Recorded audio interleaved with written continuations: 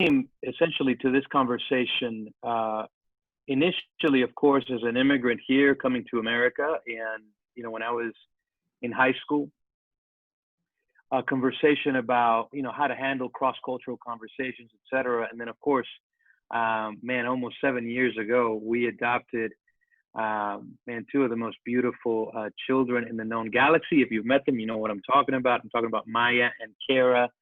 And man, we got all kinds of chocolate in the house, right? I mean, they are, there is no question that they are both adopted, of course, because they're both Black here from Florida.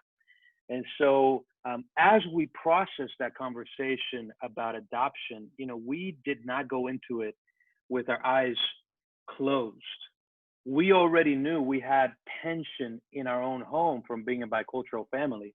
And so from that moment on, this conversation about really racism in America and what it meant, really, we just began to dive deeper into what it meant to adopt children who were Black. And anyways, that started a whole journey for us about 7 years ago of really diving into things that, even though I was a minority, things that I had never been exposed to, prejudice that I had never been privy to, as simple as, especially because both of our children are girls, conversations about beauty, conversations about hair and what good hair is and bad hair and all of those different things. And so, of course, this moment, I can't explain it.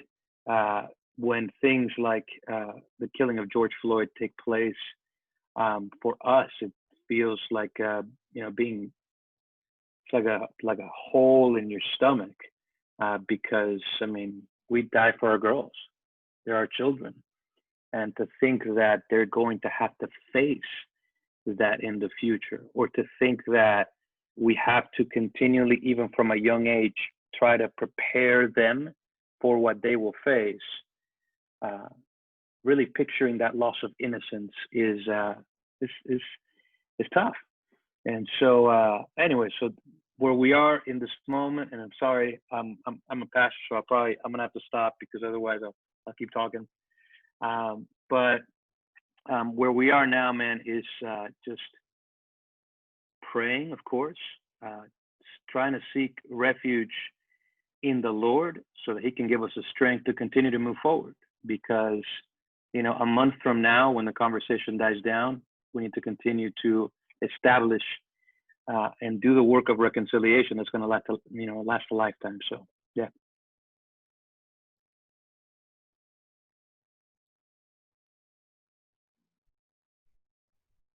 Thank you, Carlos, for sharing. Taylor, did you want to jump in? Yeah. So my name's Taylor. I've been going to the Brook for about 3 years now. Yeah, that's what's up. Moochie married my husband and I, David. He's fist pumping in there in the room. Yeah, I studied international relations and like community development in college, and worked with the campus ministry in South Florida for the past 3 years. And obviously an incredibly diverse city, a lot of just really interesting dynamics happening in the city. So it's been watching what's happening in the city now has been something that I think is giving me a lot of opportunity to like just challenge those narratives that I grew up with of this race does this and believes this, and even as I've been on my own cultural journey, it's giving me so much space to really. My husband is adopted from Korea, and but grew up in majority white culture with a half Japanese mom, and I have several adopted Black siblings from the United States as well. And so just this melting pot all around me of so many different experiences and people that I love, and not that is the reason why we should have these conversations, because it's people we love, but because it's children of God. And so just kind of wrestling with all those different narratives and stories and experiences that are kind of all coming to a head right now. When the riots were happening, not riots, excuse me, when the protests first started last weekend, I was home with my family. And my oldest brother that is Black is, I think he just turned 10, but he's almost as tall as me and ripped and like no body fat on him. And I think my mom and I had this moment, and we're doing something in like another room where the kids weren't, and we had this moment of just like, my mom was like, they're gonna kill him, you know. And it was like devastating and so hard, and like we just had to go back outside and play and with the kids, and it was like wrestling with that moment of privilege of like, it took us that long till he was 10 to like have that conversation, you know. Like I know so many other people, like they're instilling that into their kids from the moment they can understand. Yeah, so just wrestling with a lot of different things personally, with my family and my husband and this community that we live in, of all these different experiences, and trying to own my privilege in that at the same time. Heavy. Yeah, I'll stop there. Very, Taylor, thank you for sharing. Tab, jump in. Tab or me? Tab, but since you're unmuted, Okay. I mean, go ahead, Elizabeth. Well, I thought it was me, but anyway, I'm Elizabeth, and I'm married. I have two teenage girls, 19, 16, and I'm a psychologist and a professor at Trinity International University for 25 some odd years. And I wanted to give a just kind of overview so you kind of know what I've been dealing with. Is I came to this country from Cuba, born in Cuba, left when I was 4. And the reason we got out is that a church, an evangelical church in Arlington, Virginia, sponsored our family out because they were sponsoring people leaving communism. So they opened the doors to immigrants like us. As a result of that, my entire family came to know the Lord. So they did a wonderful thing. And I grew up outside of Washington in Arlington, Virginia. And by the time I was in 3rd grade, my best friend was African-American, name was Tanisha. And I had invited her over to my birthday party on April 5th, 1968. But the night before, April 4th, Martin Luther King was assassinated. And she did not come to my party. And I was very disappointed because she was my best friend. Well, for 2 weeks, we didn't go to school because there were major riots there and in DC. And I remember being nervous about that first day back at school. But when I saw her, she hesitated, I hesitated. But we ended up running, hugging each other and playing as if, you know, nothing had happened. We were kids. 3 years later, we moved to Miami. And I remember that when I first went to school, there were no Blacks in the school. I had not realized what a segregated city, you know, Miami was. I grew up not with any Hispanics, by the way. I was one of the few Hispanics in the school, a few Cubans, and they were all whites pretty much. The school now is pretty much all Hispanic, but I remember thinking that was strange. And then years later, in 1980, I was here for the McDuffie riots, was very involved because one of the nurses I was close to lived in Overtown. And I just saw the pain in her eyes. McDuffie was murdered and the police got off.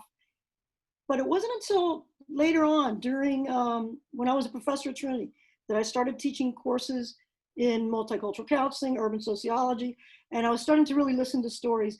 And one of the young ladies who had been told, she was African-American, that she was dumb, would never amount to anything. She was told this in 3rd grade because she was Black, basically. I just couldn't, I didn't accept that. I took her under my wing. She did wonderful in school. But one day I went up to her and I said, hey, I just heard Oprah Winfrey say on TV that all Blacks look at whites, even if they know them, thinking that underneath it, they're really racist. And I said, I don't believe that. And so I went right up to her. She's my sister in the Lord.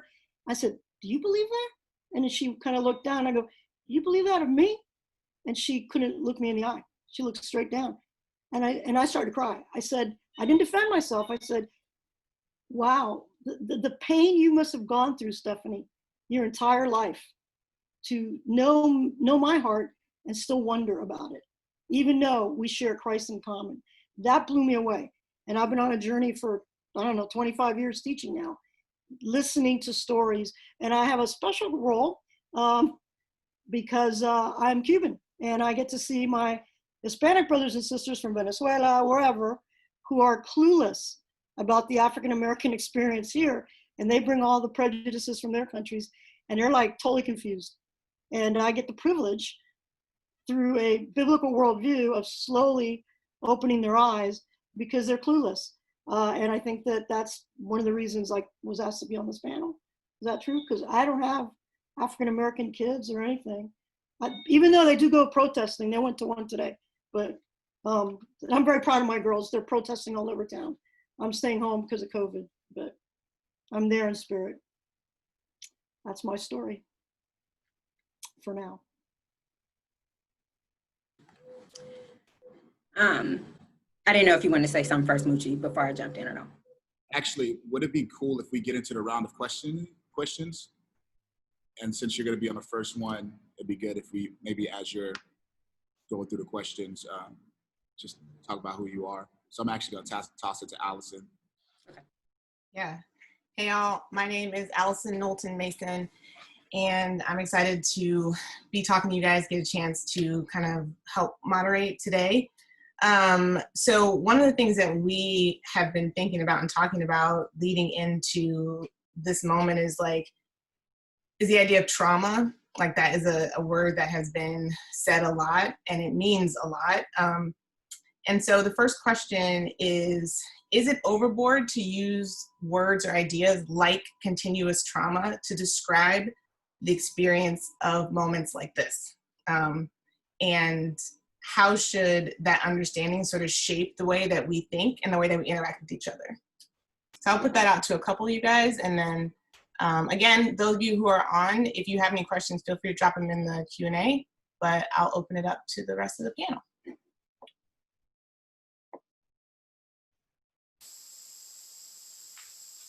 I can share. Oh, no, Danny, you go first. Awesome. I'm Daniela. I'm a member at the Brook, Miami, and I'm an architect in training. I think this is a very interesting question about trauma, particularly because it makes me recall collective trauma. And I think in order to understand why people would even be using this word in the first place, you have to consider history and context, right? And so when you consider that the murder of George Floyd is not an isolated event in history, but rather a continuation, as Alison put it in the question, of traumatic events that have taken place for hundreds of years, I think it should fashion our hearts to a position of humility. And humility coming from the place that even if you are a Black person, there's a sense that we understand the idea of collective trauma, right? As though we're not just identifying as individuals, but as people who are connected together through trauma. I think even as Black folks, we consider that often we're educating ourselves on history, right? And we're educating ourselves on the things that have happened to us. And so when you take a posture of humility, a posture of learning, and a posture that invites people to explain more about trauma, I think it's easy to step back from assuming that people are exaggerating or that people are going overboard, even when you look at the protests, right? So yeah, that's my pitch, just to start us off.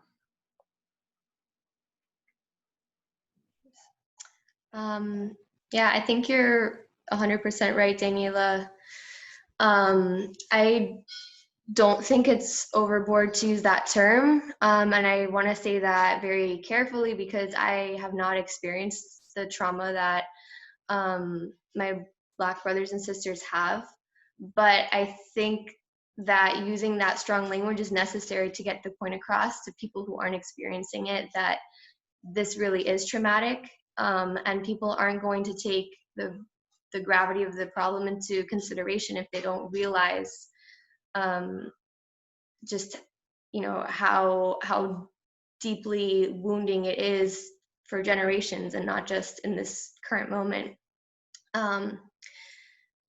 But I think that's really important for us to realize too, like for myself as a white person, you know, like I grew up here in Miami, but one thing I've realized like in my adult life is that being in proximity to diversity doesn't mean that you really understand another cultural perspective or another person's experience. So it's important to share those stories and to share the history of trauma, but we also have to like find the balance then, you know, like how do we share this experience for the purpose of raising awareness, but be careful not to trigger people or make them relive their trauma unnecessarily, because that can be just as wounding, and it needs to be constructive. So that's my thought. One quick thing I want to toss in, and I totally co-sign what both of you have said. Brittany, one thing I've been thinking about and I've seen a little bit in different spaces is this idea of using the word diversity when we mean Black sometimes, right? So it's like, as far as I'm concerned, like, can I jump in and say, like, in that context, I use the word diversity specifically because Miami is a very diverse city. Mm-hmm. And so, you know, like growing up, I went to school with people who were Black, Hispanic, Asian, white, you know, like all spectrums, people who were just different from me in many different ways, whether it's like socioeconomic status or disability versus ability. But in general, I mean that being close to people who are different from you, like me having Black friends doesn't mean I know what they've gone through. You know? So I'm not saying that to try to like wash over the real issue here.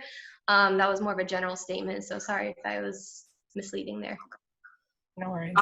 And if I can jump in too, I think if we're on the tip that euphemisms, right? So diversity, these sort of catch-all phrases to describe people groups. I think to your point, Brittany, that using strong language and really driving it home for people who may not be exposed actually is a form of resistance and is a form of protest, right? And so when we put language to things as they are, without assuming people will be offended, right? Because even in Miami, sometimes depending on what circle you're in, people do think it's offensive to just say like, oh, this person is Black. It's like bizarre. So I think it is necessary, right, that we observe language as a tool to resist prejudice and oppression by calling things as they are. And so using the word trauma, if we're going in that context, I would say that's even just the beginning, right? Hi, I'm Tab of Keeping Tabs podcast. I moved to Miami about 5 years ago to be a part of the Brook church plant. I don't think that it's ever an overboard of trauma. Like trauma is not something that we ask for. It's something that happens and it's how we respond to it. So we're still grieving Trayvon. At least I know I am. I'm still grieving Trayvon Martin. So anytime any of these situations come up, it brings that back to mind. So of course it is continuous trauma for us. When I heard of Ahmaud Arbery, my first thought is this is Trayvon. So though we were able to slightly celebrate when his murderers were charged again 3 months after, it was still like, okay, but George Zimmerman got he was charged. And so the trauma is one, because we have a corrupt system that was corrupt from the time it's been put in place that lets us know that justice is not always served for people that look like me. And so that enhances the trauma that we experience. Then on top of that, when I learned of George Floyd, I was in Texas. It was actually a time of celebrating. We took my nephew down to college at Texas A&M. And so it was a time of celebration. But then when I heard that news, I immediately became grieved, because I'm like, Texas is not necessarily a place where I feel comfortable leaving my nephew, just like parts of Georgia, and a lot of different places. Moochie, you're on mute, but you were, okay. Yeah, so I think that grieved me more, kind of like Taylor was saying, she has this 10-year-old brother that is solid. That's my nephew. He's an athlete. We're African, so he's muscular. He pretty much kind of the size of Moochie when I think about it, but a little bit darker in complexion. And so to me, I know all the great qualities of my nephew. I know he's not a threat or a harm to anyone. I know that he's a peaceful person, that he does not like drama. But if an officer sees him, if a white person sees him, or someone that may not look like him, they can see him as a threat. And so that scared me, that grieved me. They added to the trauma of what already goes on in our society. So I don't think it can ever be an overboard. I think it's important for people to listen and learn and understand. I think that people oftentimes will say, well, we don't know the facts. I know someone was killed that didn't deserve to die in that moment, and that's what matters to me, and that grieves me. That is adding to the trauma of all of the others who have died before them that did not deserve to die, and that no justice was served toward. So because it is a continuous issue, trauma will be continuous as it relates to it. Can I just say this about trauma? The ways you treat trauma, one of the ways is what's called trauma-focused CBT. And part of that treatment is you tell your story. So this idea of what is your story? Let me listen. That's part of the healing process. So if you shut someone down and not let them tell their story of victimization, because exactly right, something happens to you, you're the victim. You didn't cause it to happen. Your skin just happened to be the color that perpetuated that person to harm you. So the way you work through trauma is you talk about it. And if you're not allowed to talk about it, it's not good. And one of the things that you get from trauma is physiological responses. You get exhausted, you're grieved, all those things that come with it. And you have to have a safe space to be able to talk about that. And what a wonderful opportunity in a place like the Brook, where we have the opportunity to go to people and say, tell me your story. Like, I would love to know more of your story, just from beginning to end. Make me understand, help me to understand you as an individual. But that's how you treat trauma. One of the ways you treat trauma. People tell their stories. I also think, for sure, I agree. I don't think it's overboard to use that term. And I know why sometimes there's a critique. You know, some of my friends may say, man, the thing is, I don't want to be a part of a victim culture. Okay, that's part of what's holding people back, and everybody has trauma. And I'm like, man, is it really that hard to understand when you consider the history? Especially if you come from a different country, the kind of collective trauma that can happen when, let's say, in the case of Venezuela, when Hugo Chavez took over the government, and now you have this whole change of socialist, this kind of socialist communist regime, and that absolutely changes an entire nation and the collective memory and history of that place. Or if you look at the Holocaust, we know what that means for the Jewish people. I think sometimes what can happen especially with Black people and the African American experience, obviously I haven't lived it, but just learning about it and being seeped into it, is that people tend to minimize it. People tend to minimize this trauma because, you know what, dude, we just gotta stop being victims and start going out there. And I'm like, okay, but you don't do that with a lot of other groups of people. And it doesn't mean that just because there's collective trauma that we're not moving forward with grit. And so I absolutely believe that it is appropriate to use, considering the history. Yeah, Carlos, that I wrote down the word minimize.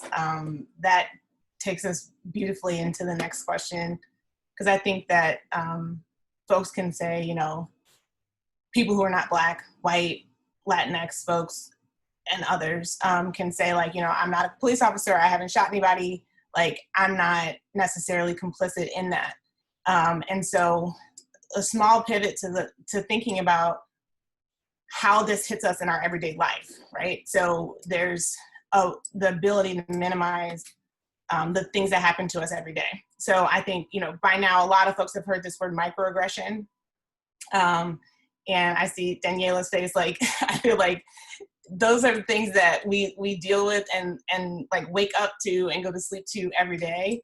And I just want to read a definition that I found for anybody who isn't familiar with the word. It's when people's biases against marginalized groups reveal themselves in a way that leaves their victims feeling uncomfortable or insulted. And another thing I heard was assaults to Black dignity and Black hope, which is really what it is in these like small everyday ways. So to the panel again, like, what are some of the microaggressions that folks can be thinking about that contribute to inequitable environments and relationships? I'll start us off. So in my profession, right, architecture, and then being in Miami, I often encounter microaggressions through people either not believing that I am actually an architect or have a master's degree in architecture. But I think if I can give an example, I was asked to do a research study about the neighborhood of Little Haiti. And an older white gentleman asked me to kind of come alongside him to give voice to the struggle that was happening in that community. And so when I met with him to talk about my ideas and the things that I would say before the city commission, who were reviewing the project we were researching, when I started to speak, he said, wow, you're shockingly articulate. And so as Alison used these words like awkward, insulted, uncomfortable, you know, I was sitting next to him when he said this, and I was like, well, you know, I could do a number of things. You know, I could react and retaliate. But I bring that up because I think the insidious nature of racism is that it is ubiquitous, meaning that it is an invisible system of beliefs, cultural beliefs, laws, and policies that infiltrate our daily interactions, that infiltrate our conversations, and reveal what we believe about people who are different than us. Now, he might have thought he was complimenting me by saying that I am articulate. Now, I do speak well. I'm a writer and I love language. But to assume that because of my cultural background as a Black woman, that I would not be able to speak well or articulate my thoughts, somehow I managed to get an entire master's degree because I speak well. That is where you have to engage people from the position that microaggressions are just as dangerous as the outward beliefs that incite people to murder Black people.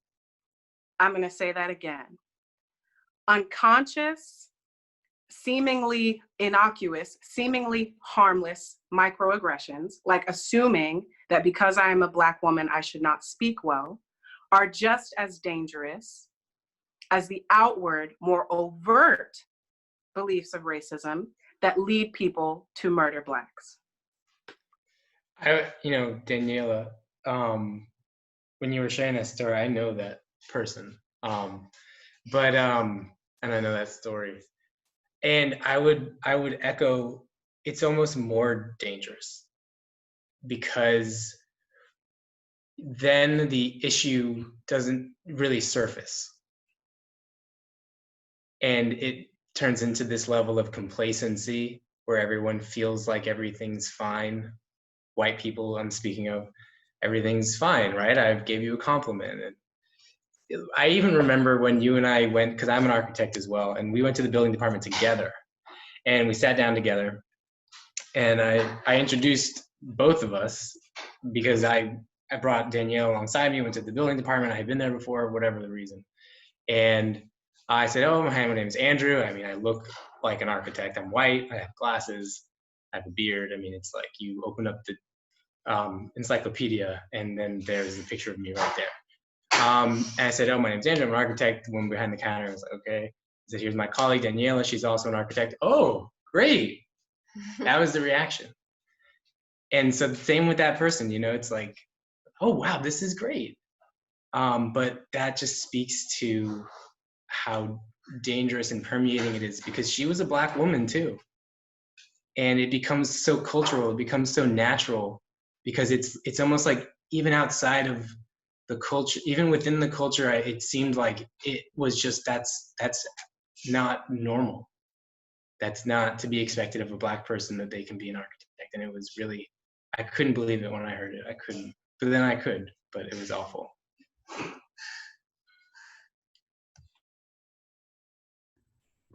Yeah, I think, so for me, one place that I've really seen that, well, so I spent a lot of time like in like the South, like now the geographical South, like Miami, which I'm really thankful to be here now.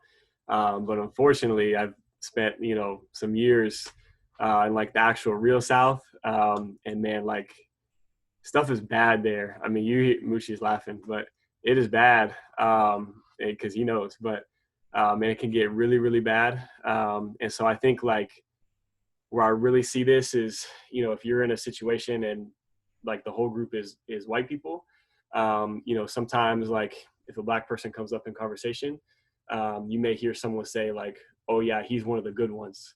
And you're kind of like, whoa, what? But then they explain why. And it's because of how they dress, because of the music they listen to. Like Daniela said, like the, you know, the way that they speak, right? Things like that. And so what I think really hits me hard in that is that what they're essentially saying is my culture is right and your culture is wrong, right? So it's okay for you to be Black as long as you're white is basically what they're saying. And so, yeah, that hits me hard because I'm like, why do you say what is the right way to dress? You know what I'm saying? Like, why do you say what is the right music to listen to or whatever? And even in the church, like there were so many times where, you know, people would come to faith, right? A Black person would come to faith and, you know, older white leaders, elders, pastors, they start to try to change their culture. They start to try to say, hey, I'm going to teach you how to dress, right? I'm going to teach you how to talk. I'm going to teach you how to do these things. And I'm like, man, that's really messed up to me. So.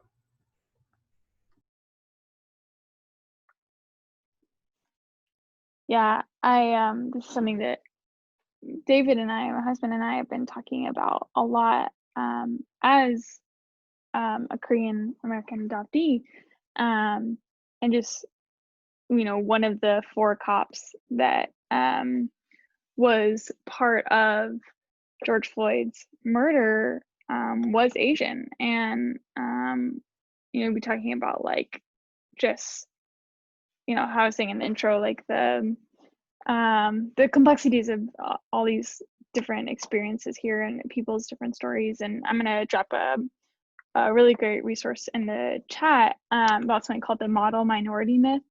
And this is something that like I think the microaggressions is part of, is like pitting minorities against each other, and in these like subtle ways of like, oh well, you must be really good at math, or you must not know what this is like, or in that like in that infographic it shares some different examples of things where it, you know, David and others have shared, like it makes them feel like they can't come to the table, they don't have anything to say, and so then it just like assimilates into this greater white identity that is not Black, as long as it's not Black, and then keeps all of those racist ideas and those like little tiny things builds up, and just keeps that perpetuates that idea, if that makes sense.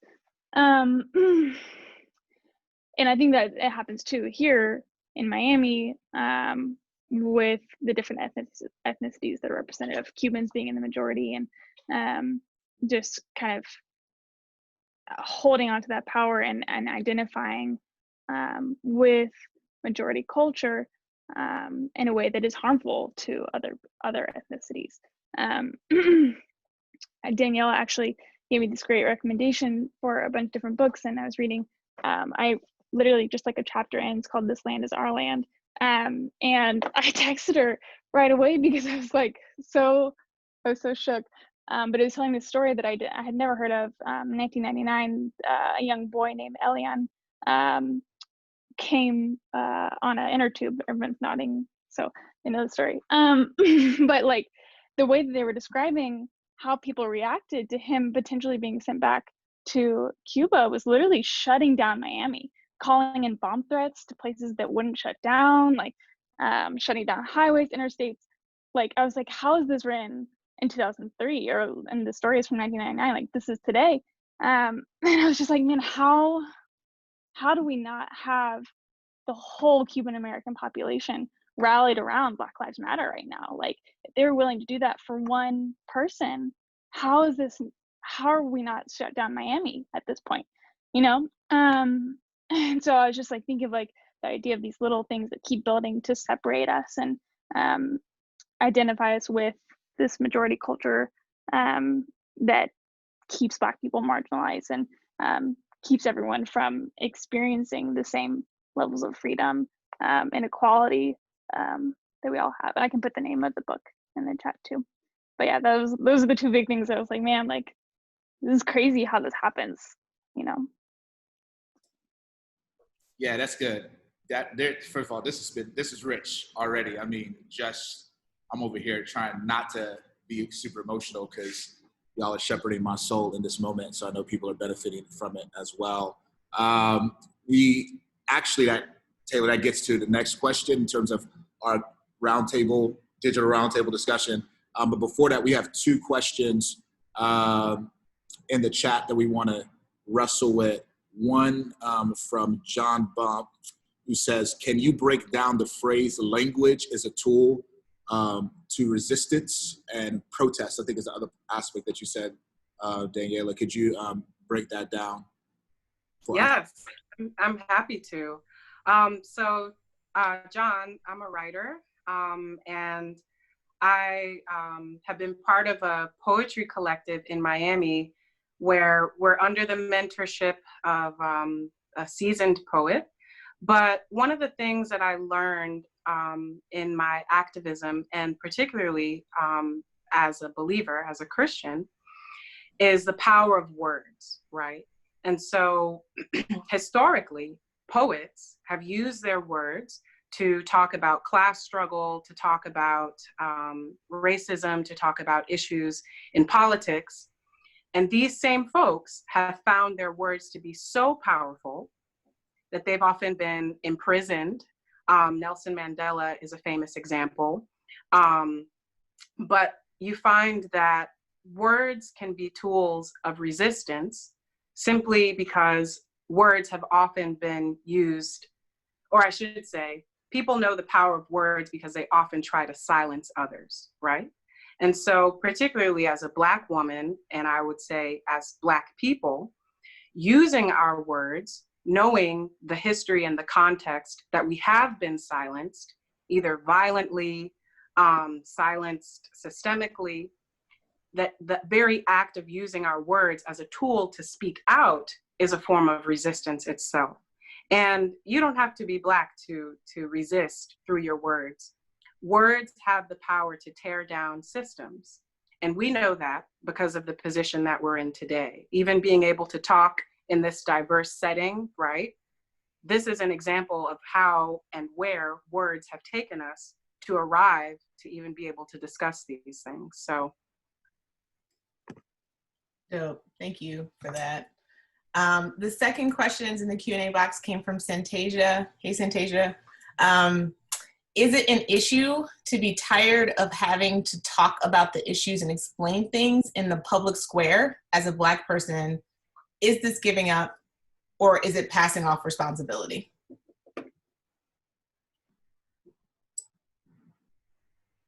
Go ahead, Moochie.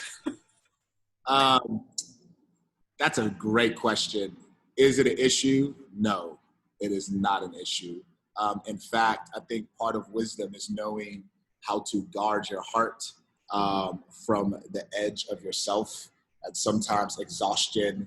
You know, I think Vince Lombardi, he's like, fatigue makes cowards of us all. So in our fatigue, in our exhaustion, we do things, we make decisions that may not necessarily be the best. And so to proactively fight against that is not an issue. That's the word for that is actually called wisdom.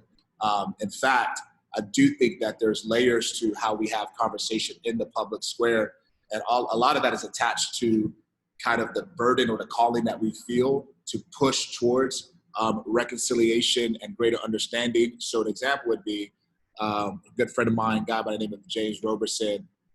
He had this post where he was like, man, like there's levels to conversation around race. Like level 101 is systematic injustice. Like if we have to argue, like if I come to you, you're like systematic injustice, that's a thing. Like we can't have a conversation because that clearly means you haven't done enough research. That clearly means that you're not trying to engage in a healthy dialogue. You're just trying to argue. And I'm not here for the arguments. That's just not the way I'm wired. But, you know, we want to talk about like 401, whiteness as an ideology, even though I would probably put that at 101, and things like that. Like that, those are healthy conversations. And I think you just got to be able to know yourself. Now, I would say personally, for me, I don't feel the freedom. Like I don't feel like God has freed me to remove myself from all aspects of the conversation, because I think built into my role is shepherding and teaching and pastoring and moving people down a path of greater understanding of God's heart, God's words. And honestly, I think the issues of justice and equity and racial reconciliation, I mean, I preached on it this morning. Like, I just think they're so clearly tied to God's heart that like, I can't walk away from that personally. But for other people, that I think there's a lot of wisdom. I think we did a live a few weeks ago, and then I'll toss it back to you, Alison.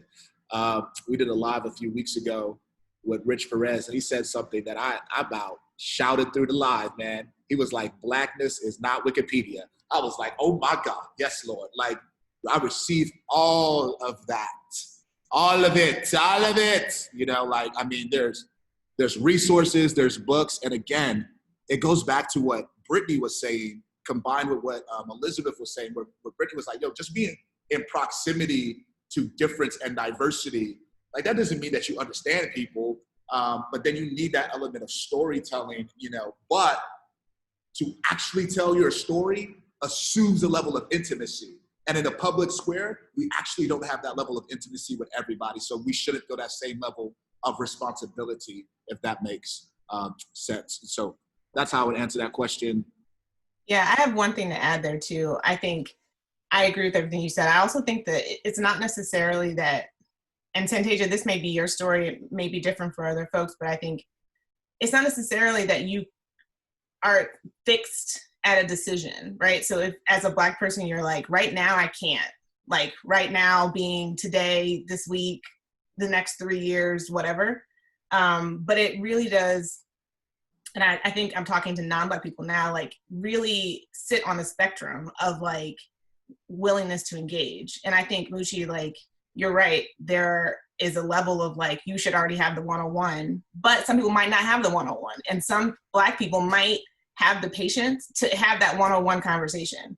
And I think that exists as well, because obviously like Blackness is not like a monolith. So it's not that every Black person is fed up and won't talk about it, but there are some who just can't, who have experienced enough trauma, have done enough of the 101 conversations that they're like, I can't have more 101 conversations, but there are some who can. So I think that like everything you said is true, but then also like this spectrum exists, and you can like, as a Black person, like move back and forth across the spectrum, and white people or non-Black people need to just kind of understand that in any time that they would want to like engage with a Black person about these kinds of issues.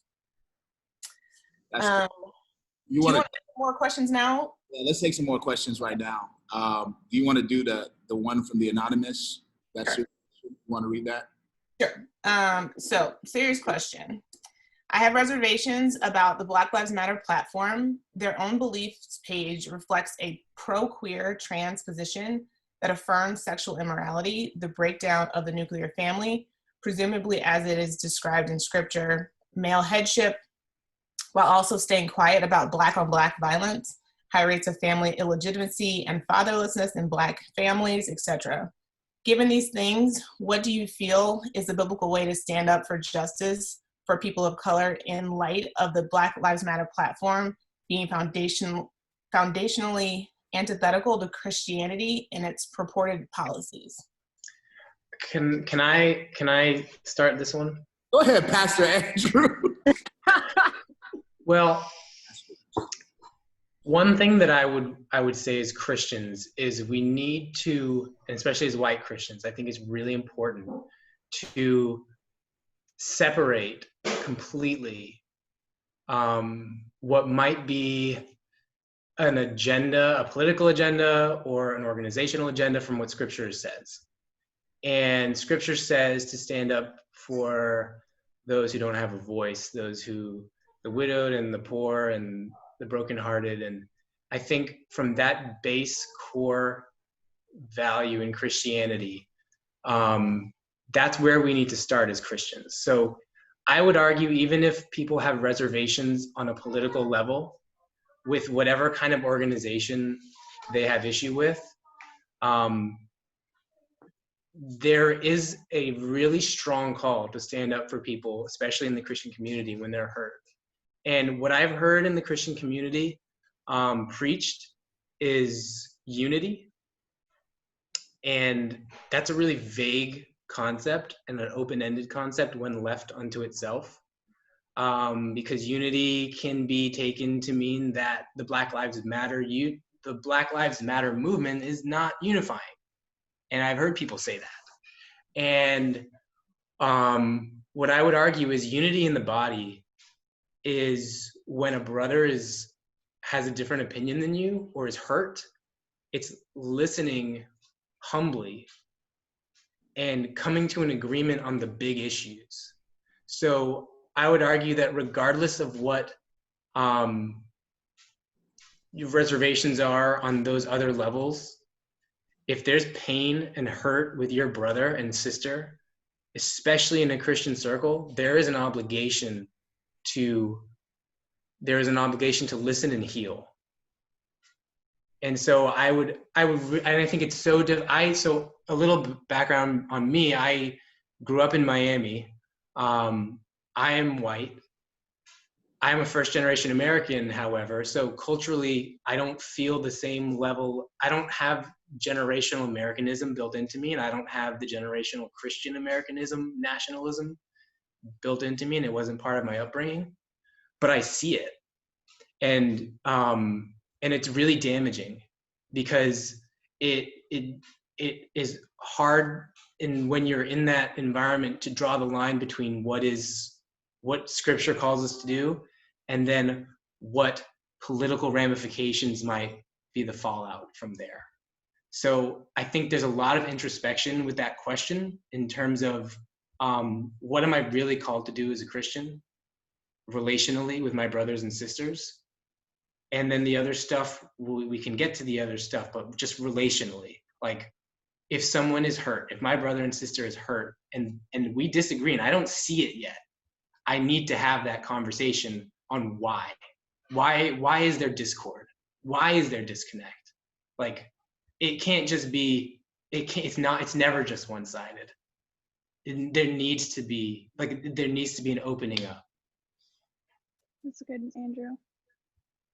I think something too here is looking at this question and saying, like, some of these things that the person is asking about, Black on Black violence, family illegitimacy, and fatherlessness in Black families, sounds like there's not been that deep personal dive into the history of Black people's experience in America, and why there's whole, like, family units wiped out in Black communities, what the legal system has done, and arresting Black people at much higher rates for the same type of crime than white people. Specifically targeting, there's so much evidence targeting Black communities to take out leaders, to take out these family units, to arrest them. And so I just encourage the person that's asking this question is to kind of dive into some of the deeper stuff, like you were saying, Andrew, of like listening, okay, why is this a pain point? Like, what is going on behind it? And to look at this, what has been happening over decades since slavery ended. The 13th is a really good documentary that highlights just like that very succinct timeline of how our legal system was designed to cause those things to happen, and why Black Lives Matter is a result of that, because they haven't mattered to our legal system.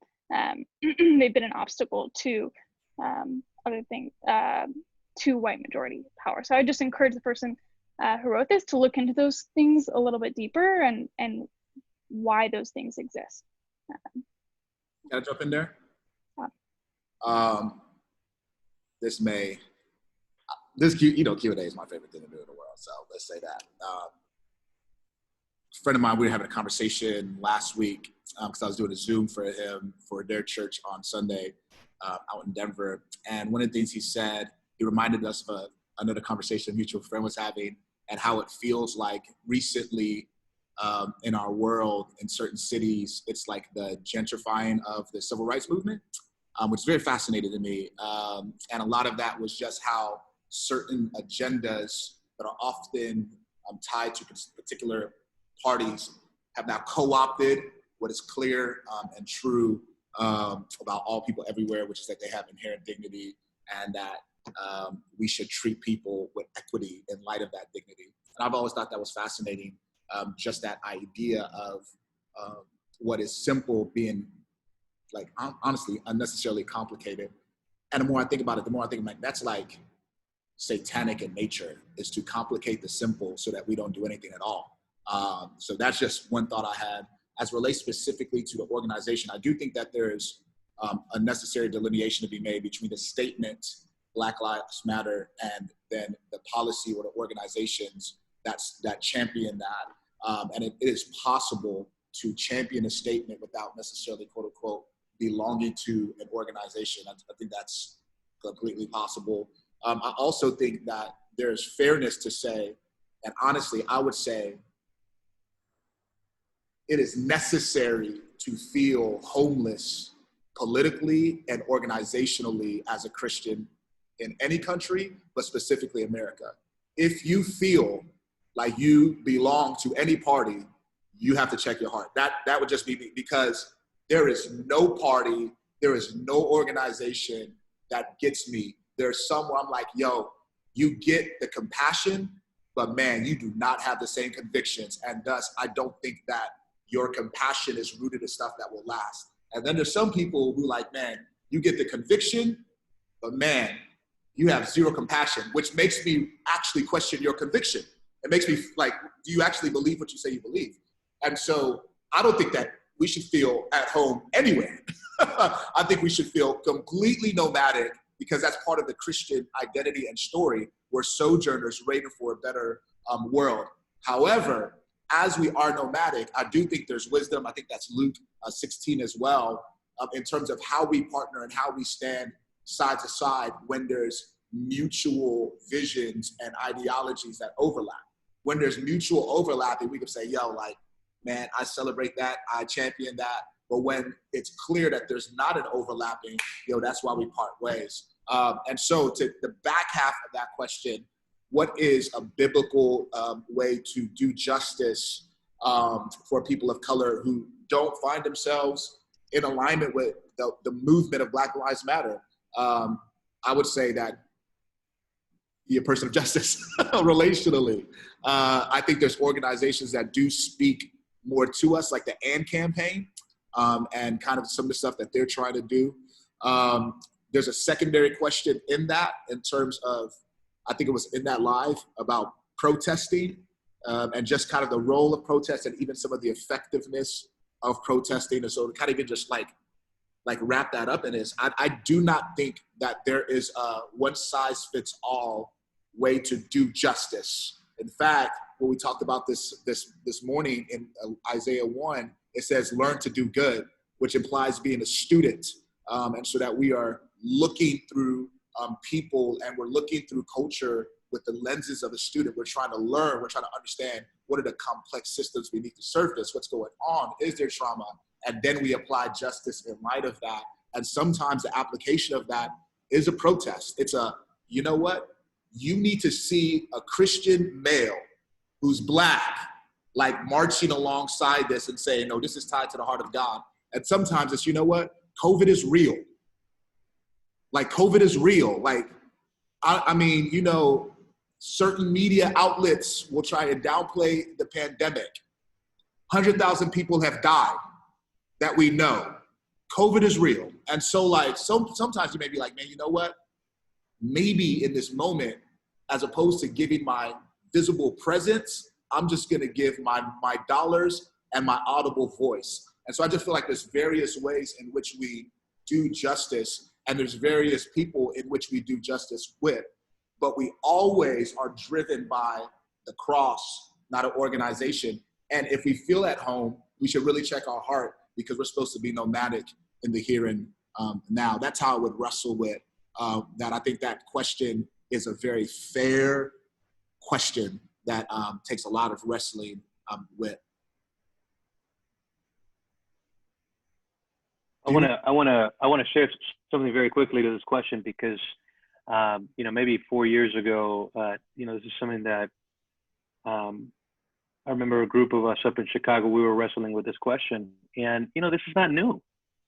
Thankfully, it's not something new. It's something that happened also during the civil rights movement, where there were different organizations, you know, essentially that would be in some cases antithetical to some of the values that would be proclaimed in the scriptures.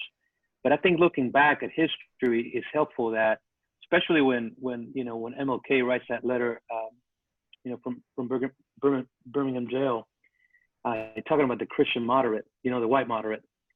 And sometimes it's that fear of, well, I don't want to be associated with all these movements because I'm not sure that it all lines up, you know, and crosses all the I's and the T's.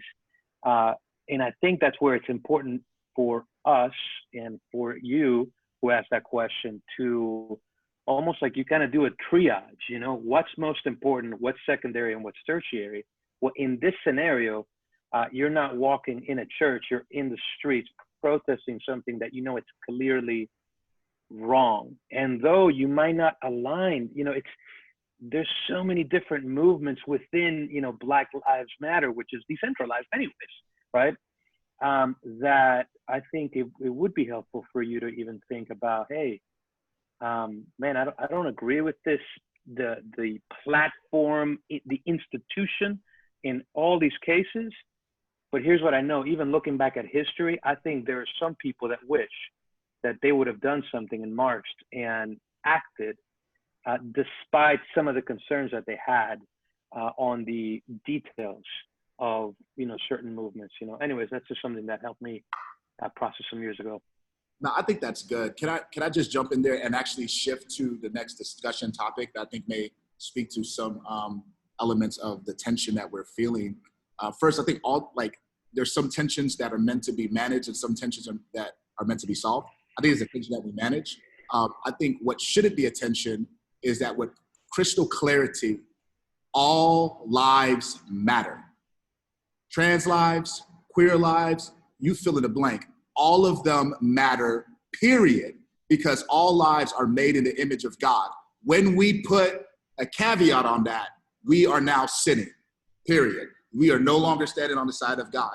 The emphasis of Black Lives Matter is not to diminish that truth. It's to say, wait a second, historically, what we have noticed is that there is a deficiency in how we are measuring people's lives. And so, but the core thing, which is why I honestly, again, think that Christians, we should have the loudest voice because we have the greatest truth, the Imago Dei. that every single human being has inherent, inalienable dignity and design. God looked at them and said, I formed you, I know you, you're precious, you're loved. And when we start to like hedge around that, that to me is where like we end up in some very dangerous spaces as believers. And so I just wanted to make sure that that was clear in what we were communicating, even as we're processing through some of the tension of how do we partner when there isn't agreement.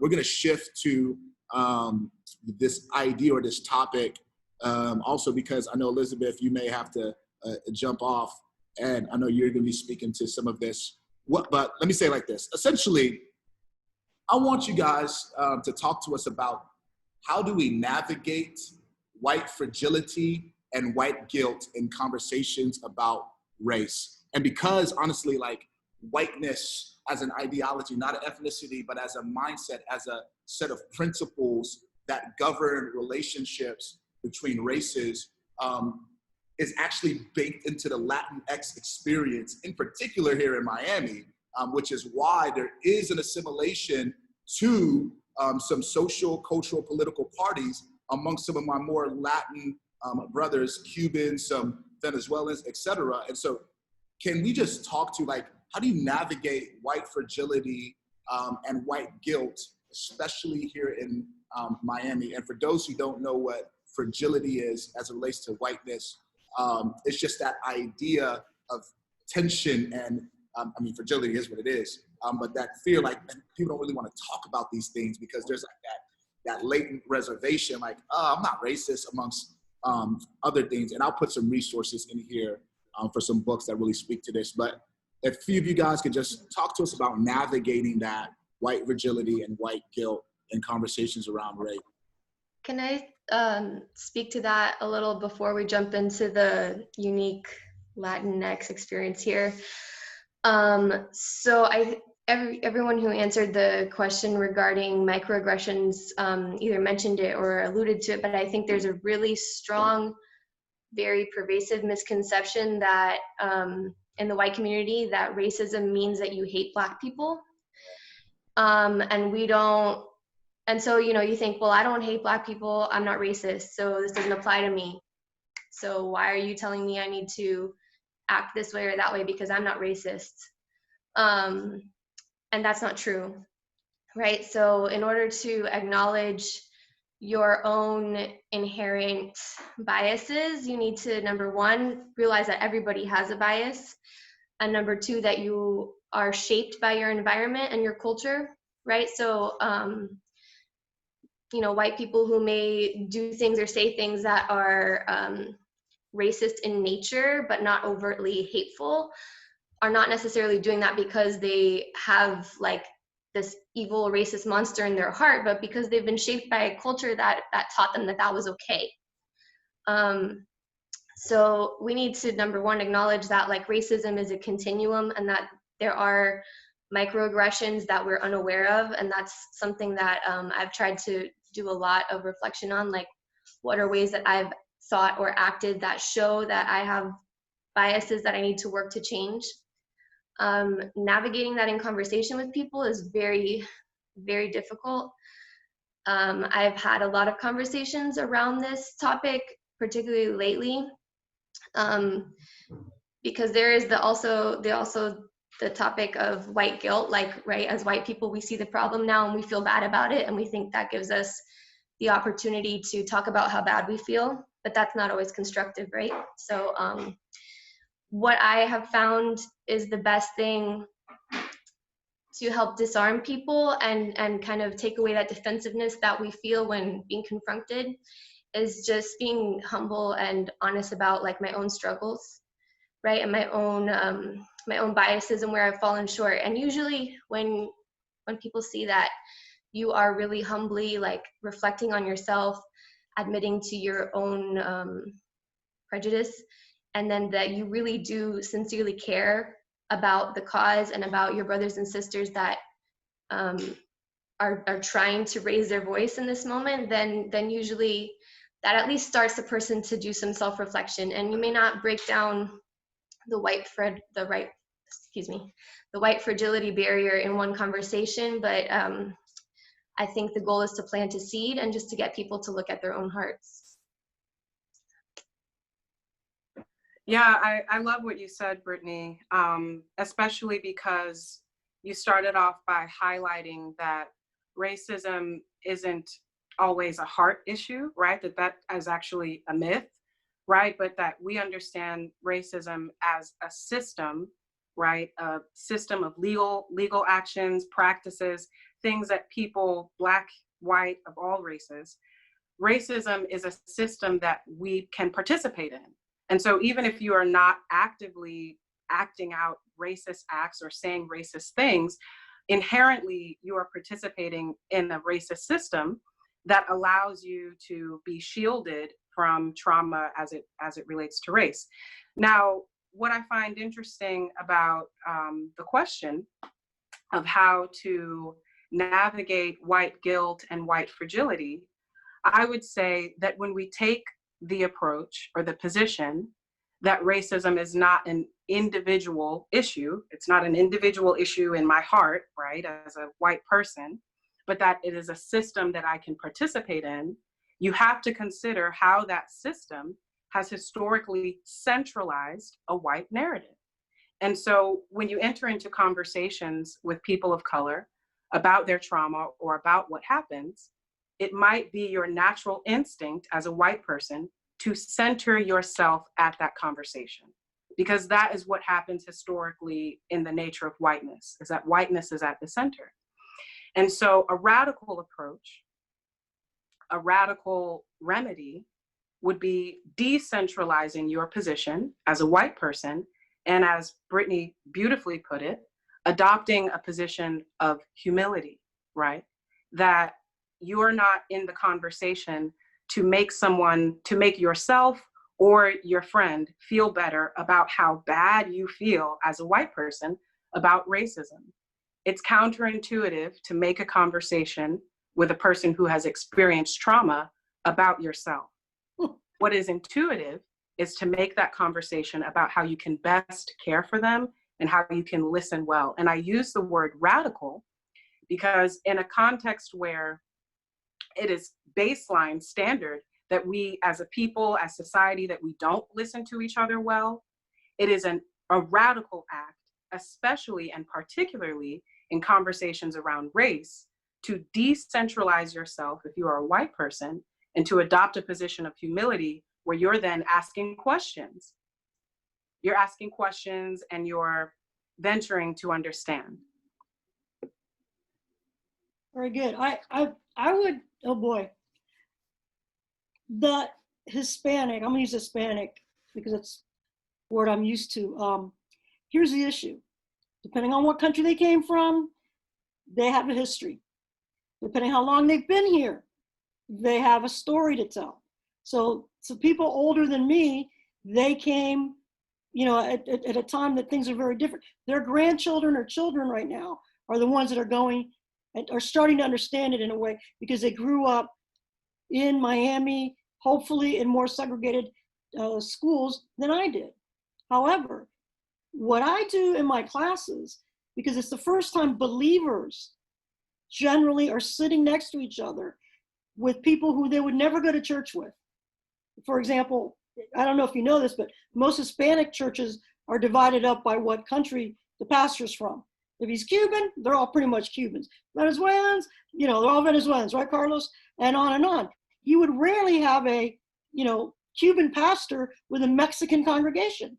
Why? Because there's racism in Cuba and colorism. And the lighter your skin, the more privilege you had in your country of origin. So when you came, so that's why Elian, in the year 2000, the issue was that was a statement about Castro and what happened there. And that's all it was about. Okay, now if I would say that if Elian were black, I'm gonna say it right here, if he were black, I'm not sure you would have had all the protests. Oh, I can't believe I just said that. But I'm gonna say it again. Because it's colorism, which I never heard that word till the other day. That was really good. It is the skin color that comes across. And it is an individual sin issue. Yes, it's a system, but it's your heart. And let me tell you what changes your heart. And I've seen it year after year. That's why I love teaching this class. When I have those students from Nicaragua, Venezuela, whatever, and they're sitting next to a sister in the Lord who's in my multicultural class, and they see the movie Selma, I've seen students start crying and they can't stop because it's cutting to the core of what they thought about Blacks in Miami. What's the matter with y'all? We came here, look at us, we made it. That's what they've been thinking, and they're believers.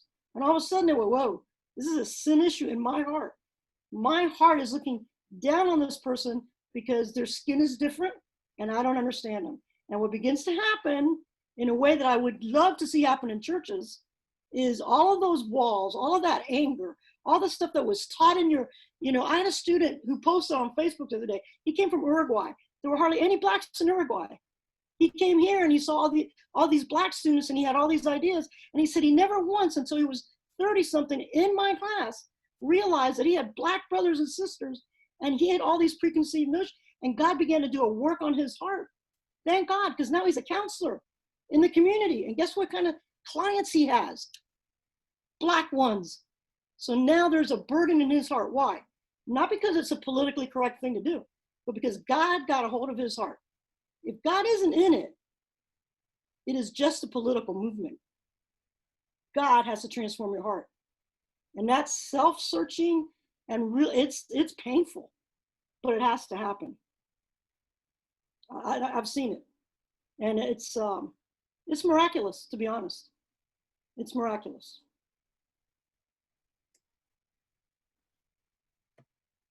Thank you. We are getting close to 8, but we're going to try and knock out the rest of these questions before it's time. So, Muchi, do you have one in particular you want to start with? Yes, can I just amen a statement that we, I'm in this chat. I'm getting by the Lord. Farah, I agree. I don't believe it's a minority's responsibility to make a white person feel more comfortable about their feelings about racism. That was a shondo in my soul. I also believe it's both parties' responsibility to work towards a positive change. And if both parties are believers, should be reminded that their identity should be in Christ first, a platform that they should be both standing on equally. The cross humbles us all. I love it. Is there a question that jumps out? Man, exhaustion is in the pursuit of justice. What do you all do to seek rest and restoration, physically, emotionally, mental, and spiritual, so you can endure in the pursuit of justice? Great question. Tab, you want to tackle that? And then Tony, he was dropping Southern bombs and then he went silent. That's that Jacksonville, Atlanta. But yeah, Tab, you want to jump in? Then Tony? I was reading through something else. Which one am I answering? Exhaustion is a pursuit of justice. What do you all do to seek rest and restoration and physical, emotional, mental, and spiritual, so you can endure in the pursuit of justice? Yeah, definitely can be exhausted. I think for everyone it looks differently, and it takes you knowing yourself to know what makes you feel refreshed, what makes you feel that helps you process through properly. For me, I am a verbal processor, so if I'm spending too many moments silent during that time, it is definitely going to eat away at my heart. I'm going to be in a depressed state, which I have been in a depressed state, which is rightfully so. I'm grieving. However, I will completely stay in that state, have no joy, not be able to celebrate even things that are worth celebrating if I'm not verbally processing it with people. So I do have people that I'm able to process with. And I've even been getting messages like on Daniela and some of the things she's saying. I was like, yes, I'm like, she's someone that I enjoy processing my thoughts with because she brings language to what I'm feeling often, but not just her, so many others. So I think that's it. And taking care of ourselves, knowing what we need. I've already let my team know, like, hey, tomorrow I need a mental health day. I am not going to work. All meetings are postponed because of that. So like I said, I think it really starts with being self-aware, knowing what you need, learning what you need, and being able to ask for that at times. I know in the past, and even sometimes because I am a person that people lean to, sometimes it's hard for me to lean to others, but get into a space of asking for what it is that I need from people. And so that's what I would say on it.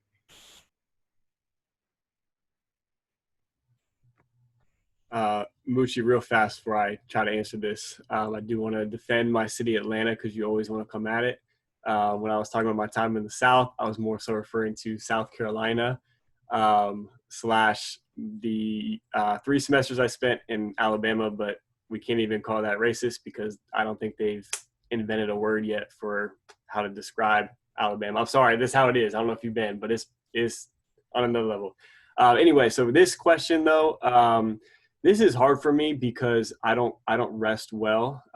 So I didn't, share how I'm doing in the beginning, but man, this is where I'm at right now. I'm extremely exhausted. I've been through some extremely hard things over the past couple weeks, but specifically the last couple of days.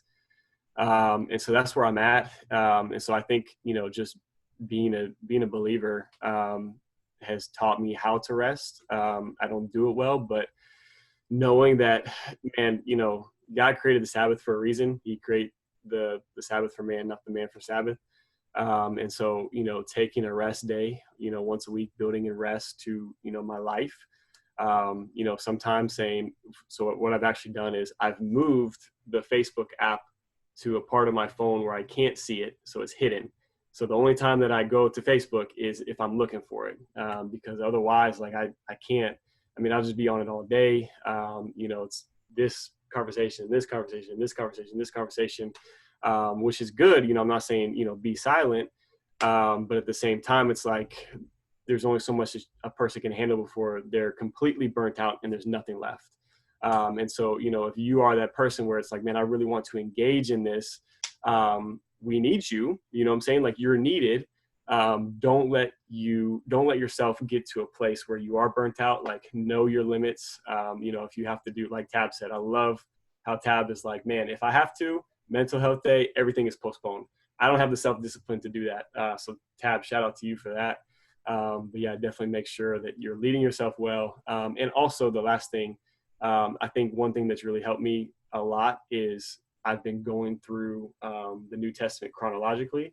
And so as I've been doing that, I'm in, the Gospels right now. And it just so happens, coincidence, that Jesus is constantly speaking to these issues. And so, it's not that I'm just beating my head against the wall, but I'm like, wait a second, Jesus did this too. You know what I'm saying? Like, there's purpose here. This isn't just a 2020 thing. Like, Jesus did the same thing. And so knowing that, man, I'm engaged in something that, Jesus himself is engaged in, the Spirit is engaged, that brings rest to me also. I want to quickly say something because it also acts on the spiritual aspect. As much as I can be a part of community, I am in ways. So every other Fridays, connecting with other ladies, it's been virtually to pray, going through Bible apps. There are a lot of different things. Like, I'm pressing, I've been listening to a lot of sermons. So on some Sundays, I'm listening to our sermon at 11 a.m. and then checking in the Bridge Church, New York at 4 p.m., which I think is very important for anyone listening to go check in the Bridge Church, because a lot of the questions that was asked, that was actually preached in today's sermon.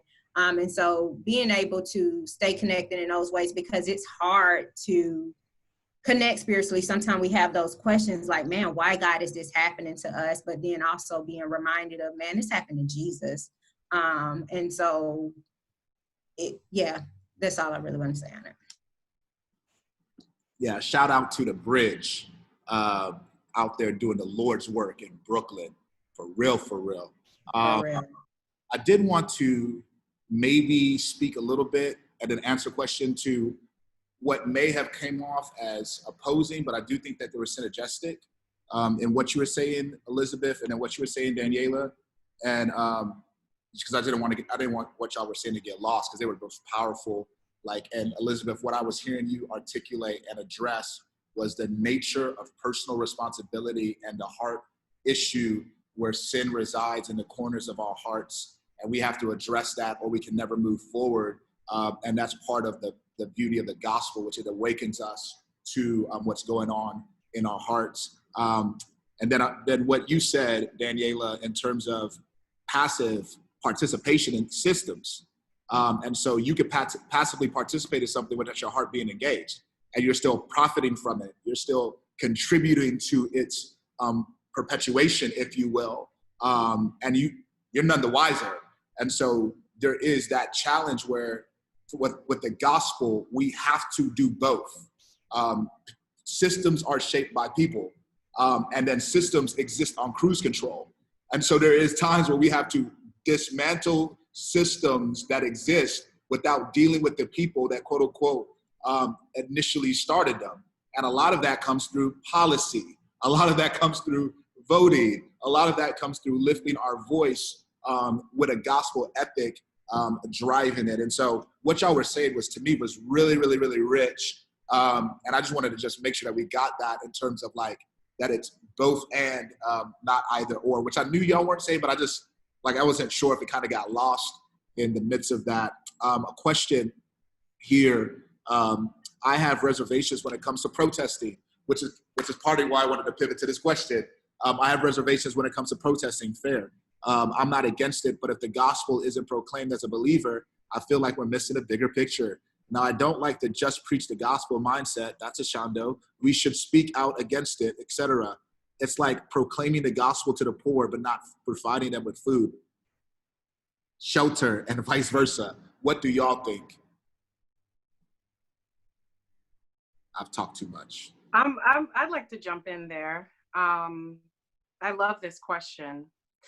So there's a quote by Assata Shakur, really, really wonderful activists from back in the day, that talks about the nature of movements and how we've arrived at our greatest political moments, right?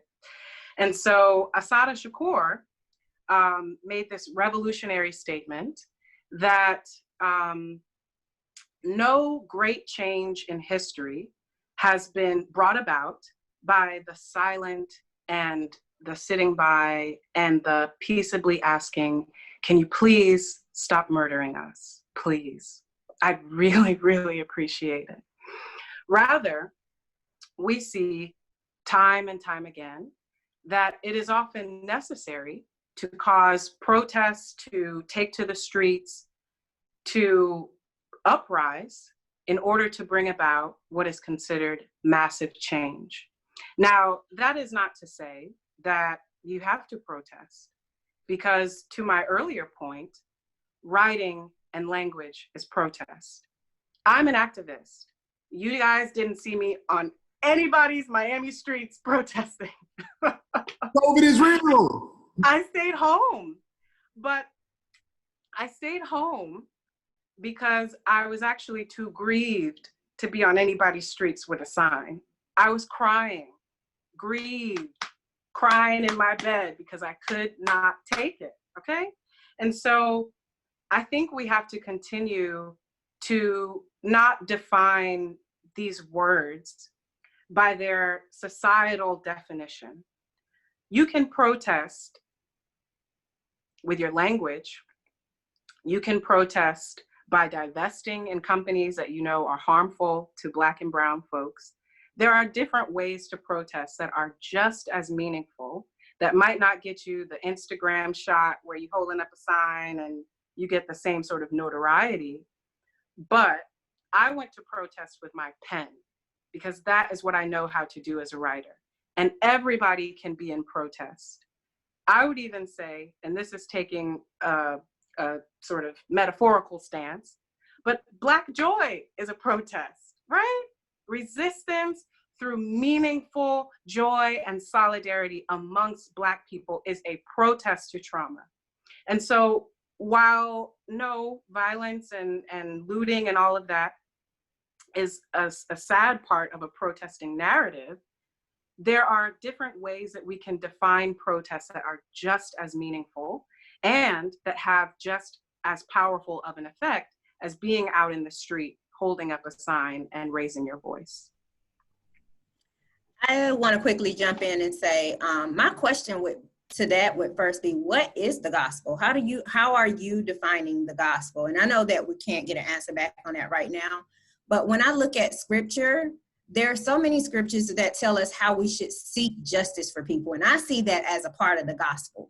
So if I'm out protesting, seeking justice, I am living out a part of the gospel. So I don't always have to use my words. My actions can speak at sometimes. And if I'm out doing that, or like Daniela said, and all of the other ways that there are to seek justice outside of the process, that is me being gospel centered. And that is me living out what the gospel should actually be.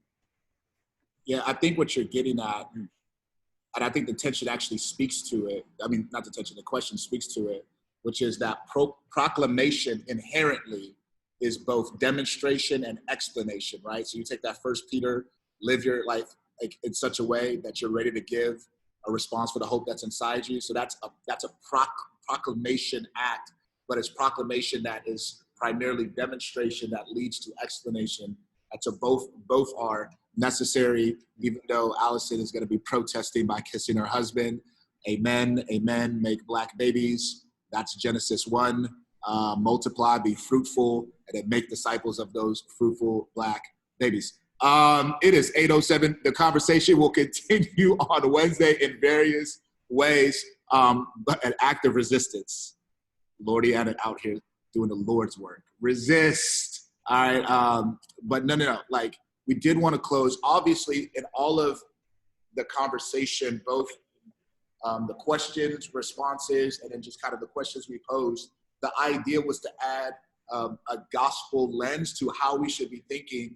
And so all of it is gospel-oriented thinking that's applied in our life. It's applied in our city. It's applied in our relationships. Most of the application of that, honestly, is personal, private, messy, hard, relational work, but it's necessary work. I did want to give floor to Carlos.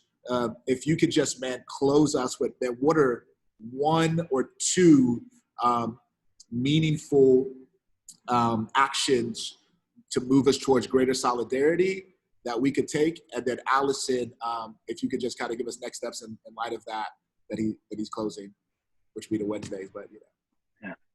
Really, I just want to actually. Yeah. You know, I think if you're, especially because Miami is the large amount of the population is Hispanic, let me try to share two thoughts. Number one, and you probably heard this in social media if you've been engaged at all, is having the posture of listening and learning.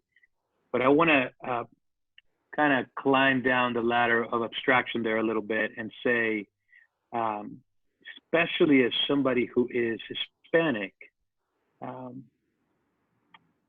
sometimes it can be challenging to understand. You know, you have this intra-ethnic tension in Miami that you don't have in a lot of other parts of America.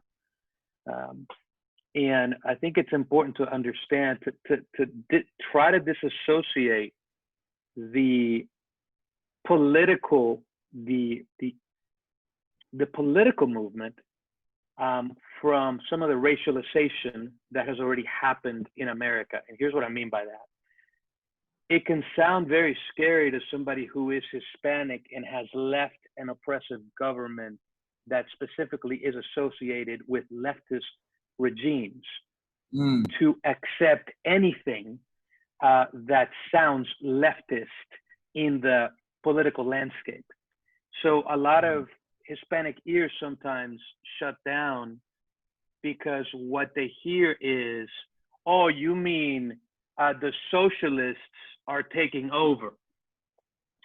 And I want to encourage you, if you're watching this, to not go down that trap. You know, that's a trap, but to listen and understand not only your own history and why you may have those biases against even having a conversation regarding anything